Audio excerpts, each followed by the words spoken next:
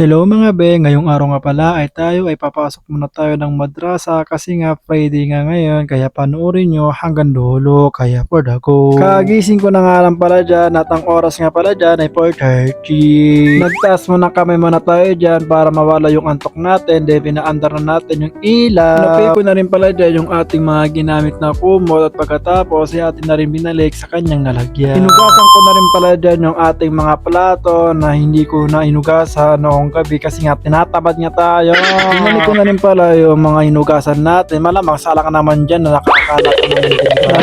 Exercise muna ako dyan ng saglit kasi nga para ulit mawala yung ating mga antok. Then pagkatapos sumabas muna ako kasi nga bibili nga tayo ng ating uulamin. Nakita nyo naman na walang katao-tao dito sa labas kaya nakita ko ng tindahan na nakabukas kaya dito na rin ako bumili mga be. May tabad ni. Sa duty man. Sa naman siya. At iba pa nga ang binigay sa akin ni ate kasi ang sabi ko nga ang ibigay sa akin kalamansi ang binigay niya sa akin ay puro lahat na nga be. Pagkatapos nga ay nagluto na rin pala tayo dyan ng mainit na tubig na ating papainitin na ating pansit canton mga be. Kaya pagsasamahin natin yung hot pati yung kalamansi sa ating luluto kasi nga nakita ko rin to sa mga YouTube or di kayo mga nagbablog na pwede ni pala pagsamahin yung hot sauce pati yung kalamansi na pansit canton. Habang nagluluto nga pala ako dyan, hindi ko na nga pala dyan napansin na yung wire na susunog na pala mga be. Talagang habang talaga nagluluto talaga ko dyan ng pansit canton, talagang hindi ko talaga napansin yung wire. Bali ko kasi nga may naamoy talaga na kakaiba kaya nakita ko yung wire pala nasusunog. Pagkatapos nga ng ating kahaba-haba ng pagluluto, kaya ito na nga mga be ay nilagay na nga natin ang kanyang mga recipe or ang kanyang mga sangkap at